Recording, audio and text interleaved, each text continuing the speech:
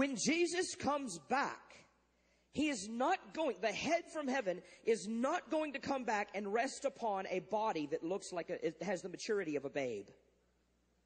He is not going to come back and rest upon a body that has the maturity of a teenager.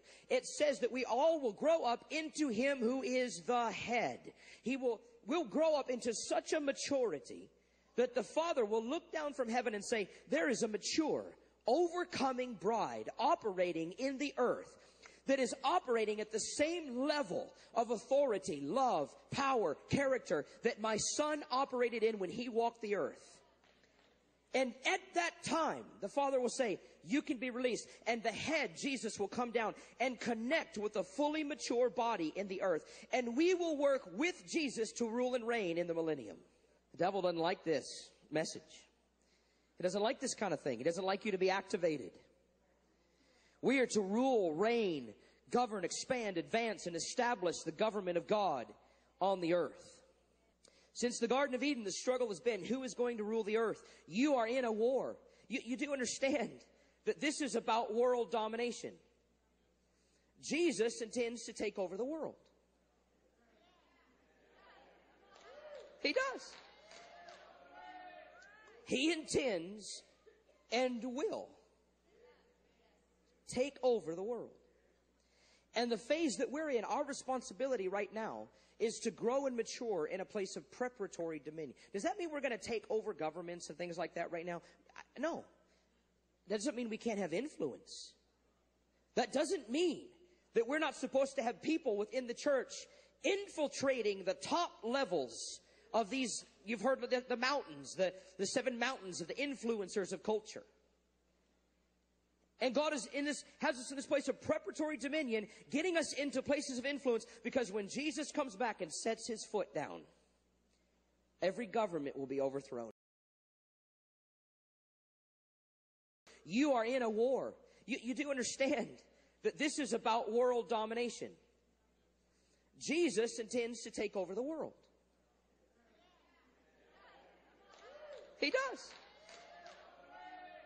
He intends and will take over the world. And the phase that we're in, our responsibility right now is to grow and mature in a place of preparatory dominion. Does that mean we're going to take over governments and things like that right now? No. That doesn't mean we can't have influence. That doesn't mean that we're not supposed to have people within the church infiltrating the top levels of these, you've heard of the mountains, the 7 mountains of the influencers of culture. And God has us in this place of preparatory dominion, getting us into places of influence, because when Jesus comes back and sets His foot down, every government will be overthrown.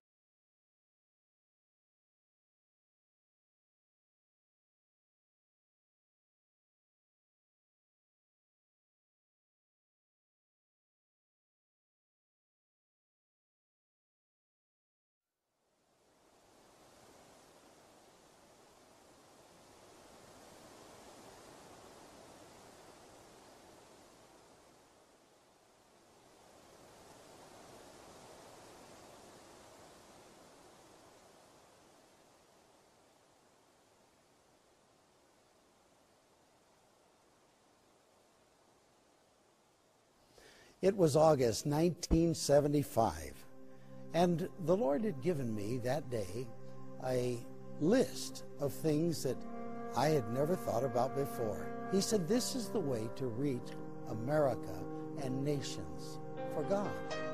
In every city of the world, an unseen battle rages for dominion over God's creation and the souls of people. This battle is fought on 7 strategic fronts, looming like mountains over the culture to shape and influence its destiny. Over the years, the church slowly retreated from its place of influence on these mountains, leaving a void now filled with darkness. When we lose our influence, we lose the culture, and when we lose the culture, we fail to advance the kingdom of God. And now, a generation stands in desperate need. It's time to fight for them and take back these mountains of influence. The mountain of government, where evil is either restrained or endorsed. The mountain of education, where truths or lies about God and His creation are taught. The mountain of media, where information is interpreted through the lens of good or evil. The mountain of arts and entertainment, where values and virtue are celebrated or distorted.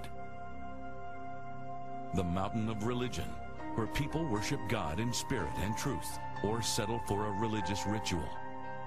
The mountain of family, where either the blessing or a curse is passed on to successive generations.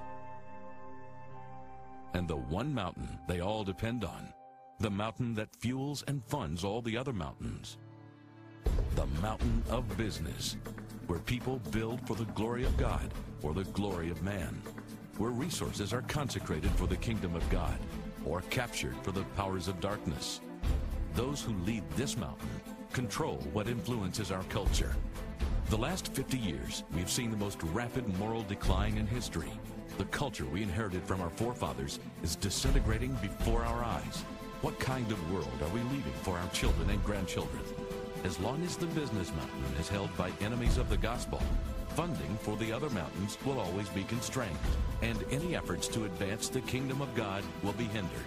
Imagine God's people reclaiming their cities and government, in the arts and entertainment, in the media, in education, in the family, in religious influence, but only limited by their imagination and not by a lack of finances. It's possible, but first, we must take back the mountain of business. God's move to take this mountain back has already begun. Thousands and thousands of business leaders in every major city across the nation are filling arenas to learn from business leaders and hear the gospel of Christ. 90% of people working in the marketplace believe in God. 78% believe spirituality and business mix. 70% say that because of their faith, they find meaning and purpose in life. There are over 56 million Bible-believing Christians working in the marketplace. A vast army of God waiting to be truly engaged in the battle. Yet this strategic army and battlefront has largely been left ignored by the church. More than 90% of church members do not feel they are being equipped or trained by the church to apply biblical faith in their day-to-day life. The business mountain is so strategic because that is the place of influence. When you look at culture, so much of culture is defined by what happens in business. If we would use the wealth of the world to bless the world, and bless it not only to distribute to the needy that which they need. When you bring economy and economic benefit to a nation or a culture, then you have influence in that culture. People, as they're transformed, who will transform all the spheres of society.